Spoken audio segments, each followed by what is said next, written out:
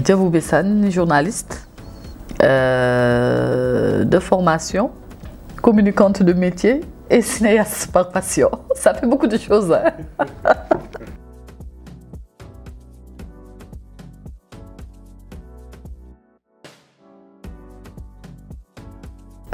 Je dirais que je suis une jeune femme sénégalaise, oui, et j'insiste sur le jeune. Jeune femme sénégalaise, journaliste de métier, journaliste de formation, communicante de métier, passionnée par le cinéma. Et je suis formatrice en genre au niveau du CESTI. Et voilà, une bonne Sénégalaise, disons, qui aime croquer la vie à belles dents et qui milite depuis fort longtemps, pour les droits des femmes, pour une meilleure prise en compte.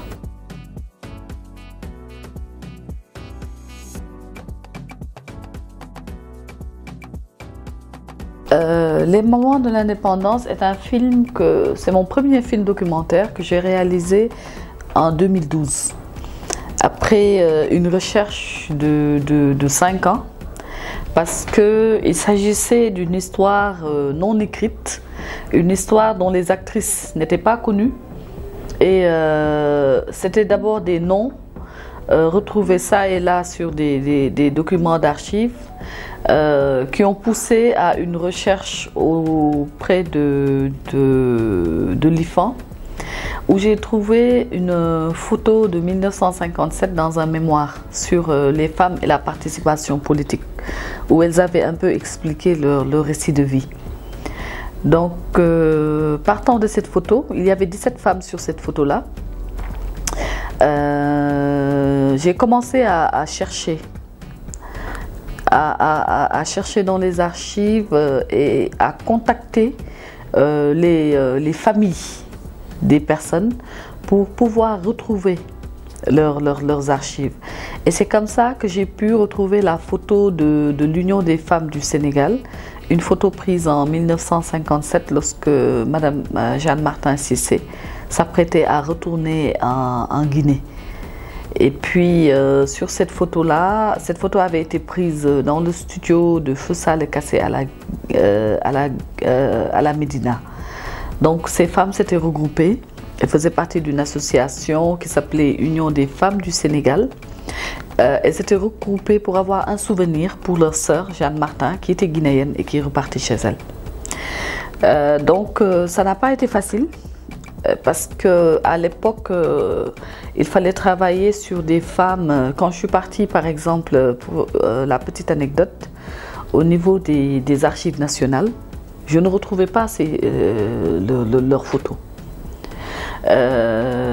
Donc, il a fallu vraiment chercher. Parfois, il fallait chercher dans un dossier qui avait un autre nom ou bien qui portait sur autre chose pour trouver les photos de ces femmes-là. Certaines n'y étaient pas.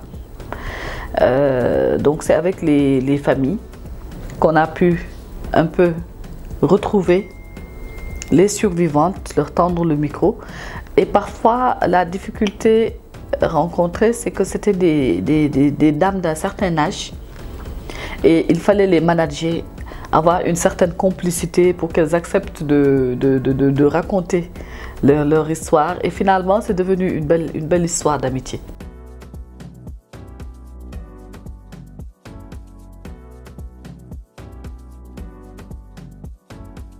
Ça, c'est une question colle par contre. Je dirais que peut-être qu'on va boire le verre à moitié. Le Sénégal est un bon élève sur certains aspects et un moins bon élève sur d'autres. Hein. Parce que si on prend par exemple la question des droits de la femme, aujourd'hui, le Sénégal a voté plusieurs lois allant dans ce sens. Mais souvent, ce sont des lois qui sont ratifiées mais qui ne sont pas mises en vigueur. Et cela pose un problème. Par rapport à la donne économique, aujourd'hui, les femmes sont elles sont très engagées. Donc vous verrez qu'elle travaille beaucoup, mais qu'elle rencontre des problèmes liés au financement. Elle rencontre des problèmes liés à l'accès à la terre pour celles qui sont dans l'agriculture. Aujourd'hui, elles ont du mal à grandir parce que tout simplement, elles sont elles se meuvent dans la microfinance avec de petites choses, de petites entreprises, et parfois elles ont du mal à aller plus loin. Pour les questions relatives à la santé aussi, on voit qu'il y a pas mal de difficultés. Donc je dirais qu'au Sénégal, que le processus est en marche, qu'il y a d'excellentes choses par rapport aux femmes, mais qu'il y a aussi beaucoup de choses qui restent pour que leur épanouissement soit aujourd'hui une réalité.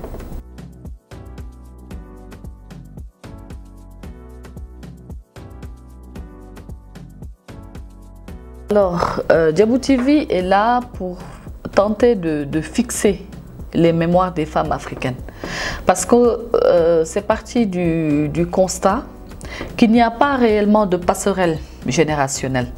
Il y a des générations d'avant, des générations de maintenant, où on voit que le combat, même si je n'aime pas le mot combat parce qu'il y a une forme d'agressivité derrière, on voit que les revendications, disons, des femmes d'une génération à une autre sont sensiblement les mêmes.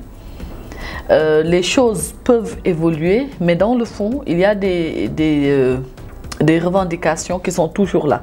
Et je pense que cette plateforme peut justement jouer ce rôle de créer une passerelle entre les générations, que les jeunes filles de maintenant aient des références, des exemples dans les générations précédentes, et que les générations précédentes puissent voir comment leur bataille, comment leur combat a évolué dans le temps et comment il est porté par des générations qui sont beaucoup plus actuelles.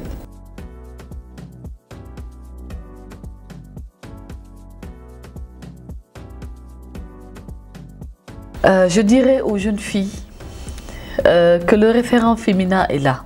Aujourd'hui, elles ont plusieurs exemples dont elles peuvent s'inspirer pour avancer. Aujourd'hui, l'une des missions de Diabou TV, c'est un peu de créer l'esprit d'émulation chez ces jeunes filles-là, pour leur dire que tout est possible. Elles ont le monde à leurs pieds et elles ont le ciel comme limite. Donc je leur demande juste de croire en elles.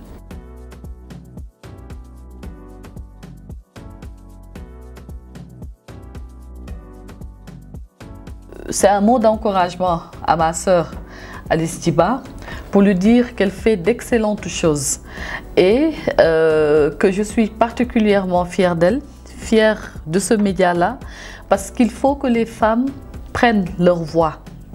Il faut qu'elles commencent à parler pour elles-mêmes, pour ce qui les concerne, parce qu'on a assez parlé pour nous. Et je vois qu'elle le fait très très bien, qu'elle relaie justement cette parole des femmes, et étant dans le même secteur, faisant quasiment la même mission qu'elle, je l'encourage parce que c'est loin d'être facile.